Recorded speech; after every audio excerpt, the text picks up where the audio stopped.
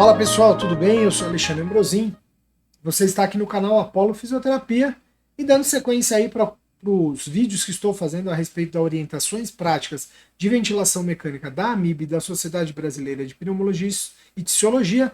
Hoje nós vamos falar sobre o tema 6 dessas orientações, que é o tema que trata das assincronias, as assincronias entre paciente e ventilador. Um tema importante da ventilação mecânica, em que o grupo de estudiosos abordou aí para a gente e trouxe para nós as principais assincronias presentes aí na ventilação mecânica. Bom, eu criei aqui no canal Apollo Fisioterapia uma playlist para você acompanhar todos os temas que eu estou estudando aqui com vocês. Já fiz lives e fiz vídeos falando sobre cada tema. Eu vou, cada dia aí, lançar um tema diferente e aquilo que for interessante, no meu ponto de vista, para eu ir estudando e compartilhando aí com vocês. Beleza? Hoje, então, como eu disse, nós vamos para a assincronia paciente-ventilador, um tema importante. Veja aqui comigo o que eu vou trazer para vocês. Bom, pessoal, aqui está, então, né? A gente vai trabalhar o tema 6, como eu falei para vocês, que trata da assincronia paciente-ventilador. Beleza? E que vai abordar, veio ser abordado no tema 6 aí das orientações. Bom, pessoal, quais são os principais tópicos que a gente vai ver aqui nesse vídeo, né, que trouxe aí, que trouxeram aí no tema 6? Como identificar, classificar e tratar as assincronias, e aí depois ele vai falar especificamente de 3 tipos de assincronia. Aquelas no disparo, aquelas de fluxo e aquelas de ciclagem. Né? Ou seja, aqui ele já basicamente está classificando as assincronias. A sincronia na fase de disparo, na fase inspiratória e na fase de ciclagem. Existem outras assincronias, mas pelo que eu entendi, os autores, né, os pesquisadores que fizeram essa diretriz, essa orientação, eles julgaram essas as mais importantes. Bom, então vamos lá para a primeira parte aqui, como identificar, classificar e tratar as assincronias. Vamos lá. Bom, identificando, classificando e tratando as assincronias. Primeiro de tudo, precisamos definir o que são essas assincronias. A definição de assincronia é quando o meu paciente está com uma necessidade ventilatória e o ventilador está mandando outra coisa. Portanto, isso gera um desacoplamento entre os dois. Tá? É um evento mais frequente do que a gente imagina e que, quando não reconhecido, ele pode piorar o desfecho clínico. As sincronias acima de 10%, para vocês terem uma ideia, né? Se eu pegar lá, acompanhar o paciente por um tempo e tiver mais de 10% de assincronia, ele pode aumentar o tempo de ventilação mecânica, disfunção muscular e até mesmo levar a um quadro de dispneia. Faltam estudos ainda, né? Ainda para diagnosticar e corrigir essas assincronias, saber se eles melhoram ou não os desfechos. Portanto, aqui está uma parte aí da literatura que precisa ainda ser estudada. Ok? Bom, condutas. Como é que eu identifico corretamente então as assincronias? Por meio de avaliação clínica, ou seja, olhando para o meu paciente, vendo se ele não está fazendo tiragem, sudoreico, se ele está desacoplado, né? O ventilador mandando e ele fazendo algum outro movimento respiratório, e principalmente olhando para parâmetros do ventilador, seja numéricos ou gráficos. Tá? É importante, né? Eu fiz questão de citar aqui para vocês que tem que ajustar a sedação e a analgesia, mas não é como primeira conduta. Não adianta eu sedar meu paciente se eu não corrigir o ventilador, porque a hora que ele acordar ele vai voltar a ficar sincrono. Tá? Então, consideração, devemos buscar as assincronias e correções dessas assincronias durante a minha avaliação, observar com frequência a ocorrência, né, qual é a frequência de ocorrência e qual é o tipo. Né? Haja vista que a gente falou lá, 10% a mais de 10% já é risco para o nosso paciente. Bom, vamos lá então, vamos falar das assincronias, dos tipos de assincronias agora. Então, a sincronia de disparo é aquela sincronia que acontece na fase de disparo do ventilador. A primeira sincronia que eles trazem é a sincronia que a gente chama de disparo ineficaz. O que é o disparo ineficaz, então? O esforço inspiratório que o paciente fez, mas o ventilador ou não reconheceu ou o meu paciente não teve esforço suficiente para disparar. Então, isso normalmente vai ser decorrente de ajuste inadequado da sensibilidade ou fraqueza respiratória, depressão do sistema nervoso central e uma causa extremamente importante, que é isso aqui, ó, o auto-PIP, onde o paciente, mesmo fazendo esforço, ele não consegue vencer o auto-PIP e informar, né, vamos dizer assim, para o ventilador que ele quer respirar. Então, buscar de forma ativa aí pela avaliação clínica e observar o nosso paciente se ele está fazendo esse tipo de disparo. Observem aqui nesse gráfico. Ó. Então, quando a gente traz esse gráfico, ó, é um gráfico de volume, de fluxo, de pressão, e aí aqui embaixo, em linha vermelha, está representada a ação muscular do paciente. Onde eu vou identificar o disparo ineficaz? Nós vamos identificar lá na curva expiratória de fluxo, onde aquele esforço que o meu paciente está fazendo, né, representado aqui pela pressão muscular, ele vai gerar uma certa alteração na curva de fluxo expiratório, sem conseguir nem disparar, né, não consegue disparar, não gera uma alteração de pressão suficiente para disparar ou uma alteração de fluxo suficiente para disparo. Ok? Ainda falando do disparo ineficaz, o que eles colocam de consideração? Buscar, então, o disparo ineficaz, especialmente em pacientes obstrutivos e ou hiperinsuflados, justamente pelo alto PIP, regular a sensibilidade de uma forma que ela fique mais sensível sem que ocorra o autodisparo, então facilitar para o paciente, mas cuidado para não gerar autodisparo. E aí ele traz informações diferentes para cada tipo de modalidade. Então na pressão suporte, reduz a pressão suporte e aumenta o fluxo de ciclagem, quer dizer, faça ciclar mais rápido. No PCV, reduz o tempo inspiratório. E no VCV, aumenta o fluxo inspiratório. Percebam que todos eles é para reduzir o tempo de inspiração e que meu paciente, tendo uma respiração mais curta, ele consiga depois fazer um esforço maior para conseguir disparar o ventilador. Beleza? Essa é a sincronia de disparo ineficaz. Já a sincronia chamada duplo disparo é onde acontece 2 ciclos ventilatórios consecutivos sem que eu consiga exalar completamente. Né? Então, pode ser confundido com um disparo reverso, onde então não houve esforço necessariamente do paciente, mas houve mais um disparo dentro de um ciclo. E, normalmente, isso está relacionado a uma assistência insuficiente feita pelo ventilador, onde então meu paciente continua fazendo esforço, tem mais necessidade, e o ventilador precocemente ciclou. Tá? Isso pode causar empilhamento de ar. Vamos ver então lá, se pode causar empilhamento de ar. Vejam só o gráfico, o que ele traz para nós. Ó. Então, aqui 2 ciclos ventilatórios onde eu vejo o volume entrando, né? Porém, se a gente olhar para a curvinha de pressão aqui embaixo, ó, ele faz um esforço que é maior do que o tempo que o paciente está recebendo o volume. E aí, quando ele fez esse esforço, a gente pode inclusive observar que na curva de pressão ele fez uma certa depressão, e aqui ele fez um esforço muito maior que inclusive conseguiu fazer um novo disparo. E aí a gente vai lá para a curva de volume, ó, onde ele acaba empilhando o volume de ar porque ele não fez a expiração completa. Ok? Então esse daqui é a sincronia que a gente chama de duplo disparo. Ok? Ainda falando de duplo disparo, o que a gente faz então para corrigir? O duplo disparo, então, em pacientes com risco, que são as doenças restritivas ou SARA, e aqueles de baixo volume, são os que mais têm risco de duplo disparo. No VCV, o que a gente tem que fazer? Diminui o fluxo inspiratório, quer dizer, para prolongar a entrada de ar, ou, né, faz as duas coisas junto, aumenta o volume corrente. Tá? No caso, se o meu paciente tem sede de fluxo associado e eu quero ter maior controle de tempo, uma opção também proposta pelos autores aí é mudar de PCV, de VCV para PCV e PSV. No caso, se eu estou já em PCV, aumente o tempo INS e aumenta o valor de pressão controle.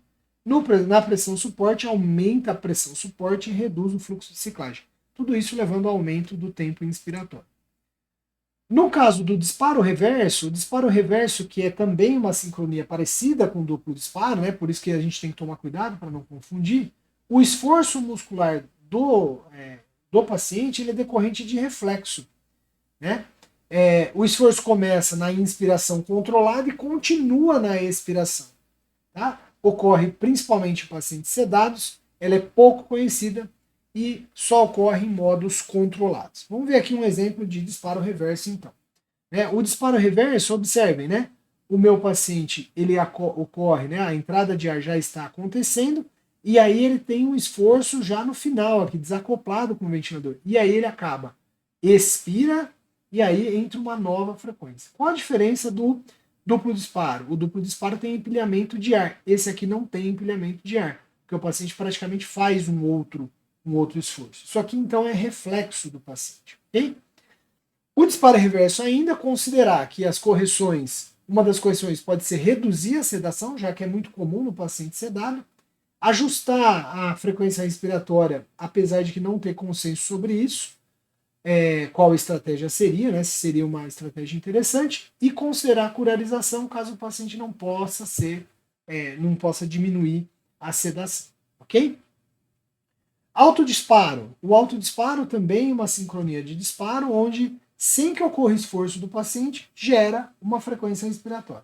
As causas normalmente é porque a sensibilidade está muito alta demais, ou seja, o ventilador está muito sensível, né, tem algum vazamento, presença de líquido, né, batimento cardíaco ou alguma variação de pressão torácica, por exemplo, o débito cardíaco.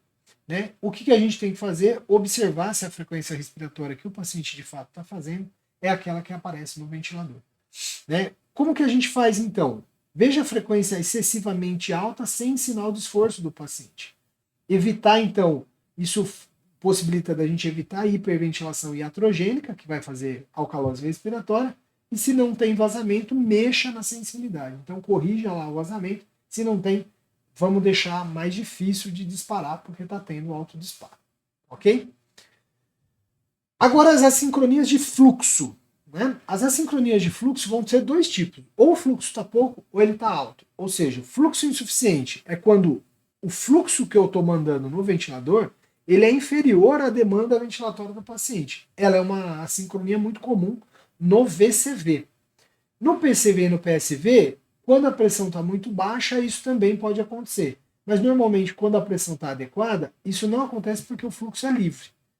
Clinicamente, o que a gente vai ver? O paciente fazendo muito esforço e usando musculatura acessória. E por isso a gente consegue identificar usando a curva do ventilador.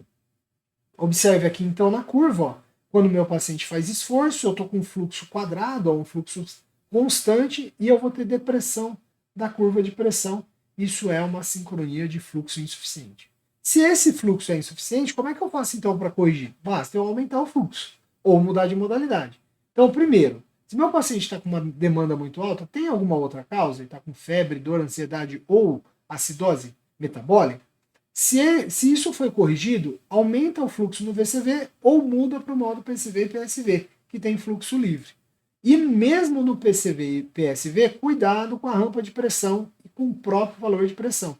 Se estiver acontecendo uma necessidade de fluxo, né, uma insuficiência de fluxo no modo PCV e PSV, mexe na curva e mexe na pressão ofertada. A outra sincronia, que é a sincronia de fluxo também, é a sincronia de fluxo agora é excessivo. Então, o paciente recebe um fluxo que é além daquele que ele está precisando naquele momento. Então, no VCV, é quando a gente regula o fluxo diretamente muito acima do que o paciente precisa. No PCV e PSV, a pressão muito alta ou a curva, né, o raise time muito curto, né, onde eu acabo liberando o fluxo muito rapidamente. Clinicamente, então, como é que eu identifico? O VCV eu vejo na curva pressão-tempo, que vai mostrar um pico inadequado lá de pressão no começo dessa curva. E no PCV, você vai ver que a pressão ajustada vai passar do nível ajustado e que a gente chama de overshoot de entrada. Obviamente, então, como é que eu faço? Eu vou corrigir reduzindo o fluxo inspiratório no VCV ou reduzindo pressão controle e aumentando a rampa no caso do PSV e PCV. Observem aqui, ó, se você pegar o gráfico, ó, quando você tem um fluxo muito alto, você vai e está limitando a pressão, você vai acabar tendo um aumento da pressão que era para ser controlada por conta da liberação muito rápida de fluxo inspiratório. Ok? Agora, saído então, nós falamos de disparos, falamos das assincronias de fluxo, agora falando da sincronia de ciclagem. Aqui a gente vai ter a sincronia precoce, a ciclagem precoce, que é uma sincronia de ciclagem, que ela basicamente é quando o ventilador termina a inspiração e o meu paciente ainda está respirando, ou seja, o tempo neural do paciente é maior do que o tempo inspiratório do ventilador. Como é que eu vejo isso? Com oscilações na curva de fluxo após a ciclagem. Aqui a gente pode confundir um pouco com a ciclagem precoce com o disparo ineficaz. Então tem que ficar muito atento qual delas está acontecendo ali. Considerar nesse caso, aumentar o tempo INS. Se eu estou, independente da modalidade, eu preciso aumentar o tempo ins, já que está secando precocemente. No VCV eu não controlo o tempo ins diretamente, eu controlo o volume e fluxo. Então o que eu posso fazer? Reduzir o fluxo, que aquele mesmo volume vai demorar mais tempo para entrar. No PCV aumento do tempo ins diretamente, e no PSV, como eu não tenho controle do tempo, eu posso reduzir o fluxo de ciclagem, que vai prolongar a inspiração desse paciente também. Ok? E a outra sincronia é a sincronia que a gente chama de ciclagem tardia, que é o inverso da anterior, ou seja, o tempo neural do paciente é mais curto do que o tempo ins que você está colocando. E isso vai aparecer clinicamente como uma elevação da curva de pressão, que a gente chama de overshoot de saída. Parecido lá com o fluxo excessivo que fazia um overshoot de entrada, aqui ele vai fazer um de saída. O que eu preciso fazer agora? Aumentar o tempo ins do ventilador. Perdão, diminuir o tempo ins do ventilador, porque o tempo neural é menor que o tempo do ventilador. Então, se eu aumentar o fluxo para entrar o mesmo volume, eu vou encurtar o tempo ins. No PCV, diminuir o tempo ins e aqui aumentar o fluxo de ciclagem. Vai ciclar antes do que estava anteriormente. Né? Se eu estou lá 25% de fluxo de ciclagem, eu puser 40%, ele vai parar antes. Então isso encurta, mexe no tempo inspiratório. E aqui, ó, só para mostrar para vocês um gráfico, ó, por exemplo, olha aqui, ó. Aqui então eu tenho uma curva em que o tempo neural está igualzinho ao tempo do ventilador, muito bem. E aqui, olha só, o paciente, o ventilador, ele continua inspirando e o paciente já queria expirar. O que ele faz? Ele faz um esforço expiratório, por isso que eleva essa curva aqui, ó. Faz esse pico de pressão na saída da curva de pressão, chamado de overshoot de saída. Beleza? Pessoal, eu espero que você tenha gostado desse vídeo que eu estou lançando hoje aqui no canal Apollo Fisioterapia.